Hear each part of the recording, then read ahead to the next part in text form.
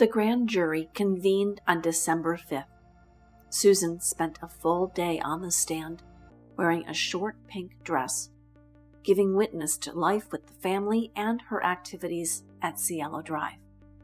Because the Hinman case was tried separately, her testimony didn't include her actions in Topanga, but she did also discuss what she learned by hearsay from Pat about the murders of the LaBiancas.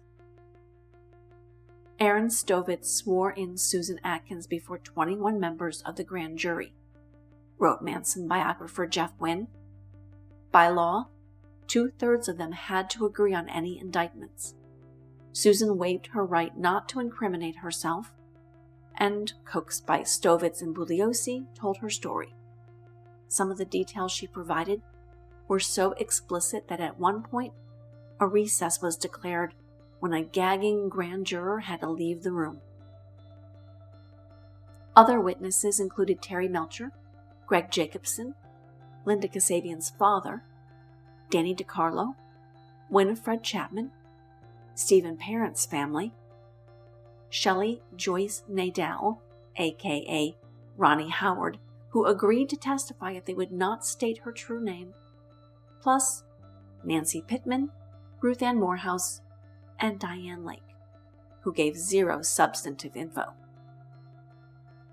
On December 8th, the grand jury indicted Charles Manson, Patricia Krenwinkel, Charles Watson, Linda Kasabian, Leslie Van Houten, and Susan Atkins for the Tate LaBianca murders. Almost immediately after the indictments were handed down, Preston Guillory was fired from the Los Angeles Sheriff's Office. Guillory, you'll recall, was part of the team responsible for the August 16th raid at Spahn Ranch, and later spoke to writer Paul Krasner about his misgivings over the event and how it was handled. The day after the indictments, Richard Caballero and his partner Paul Caruso sold their client's testimony, plus their recordings of Atkins, through broker Lawrence Schiller. Schiller, sometimes known as the Agent of Death, is a journalist specializing in scandalous stories, including the tale of Utah murderer Gary Gilmore. Schiller's recordings with Gilmore and his family wound up in Norman Mailer's 1979 book, Executioner's Song.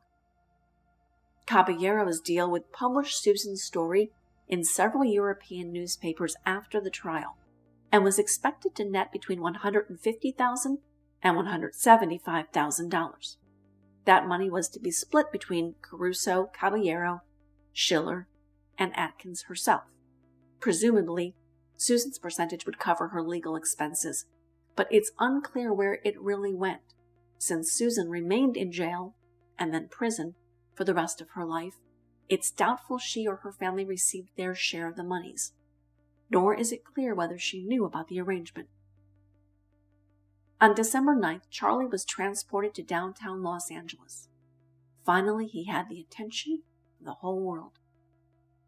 Charlie's arrival in chains at the LA Hall of Justice increased rather than satisfied public interest in the Tate LaBianca murders. Previously, most media coverage was limited to speculation and occasional stories noting a lack of progress in the Tate investigation.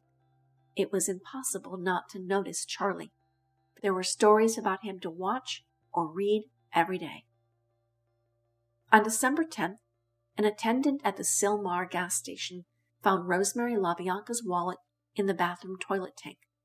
It was in near pristine condition. That day, Watson had a hearing in Dallas.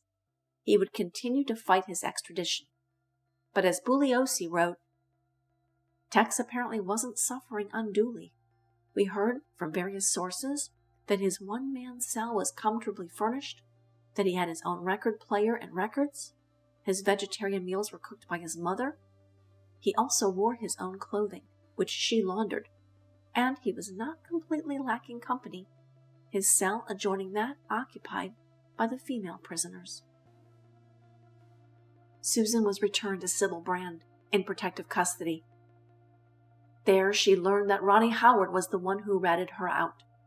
She fired off a letter in response. I blame nobody but myself. My attorney is going to go on insanity. Yes, I wanted the world to know, Em. It sure looks like they do now. There was a so-called motive behind all this. It was to instill fear into the pigs and to bring on Judgment Day, which is here. I am not going to fight this. I will let my attorney do that. I am going to save my soul. The body my soul is housed in can be destroyed for all I care. I went before the grand jury because my attorney said your testimony was enough to convict me and all the others. He also said it was my only chance to save myself. When I first heard you were the informer, I wanted to slit your throat. I snapped that I was the real informer, and it was my throat I wanted to cut. On December 11th, Manson was brought before Judge William B. Keene. Keene later became judge on the show Divorce Court from 1984 to 1993. Bugliosi recalled, "The courtroom was so packed with reporters and spectators, you couldn't have squeezed another person in with a shoehorn." Manson was arraigned and a postponement granted until December 22nd for the entering of his plea. Then, as the prosecutor wrote, midway through the arraignment, I looked at my watch. It had stopped. Odd. It was the first time I could remember that happening. Then I noticed that Manson was staring at me, a slight grin on his face. It was, I told myself, simply a coincidence. Preposterous. This is the man who was ultimately responsible for creating Manson's overblown reputation. If he feared Charlie had witchy powers, Bugliosi was trembling all the way to the bank. Manson later clarified, "The only way I ever stop to watch is by stepping on it. Since, I've been staring at every clock I see, and you know what? As hard as I try, the clock neither stops or spins.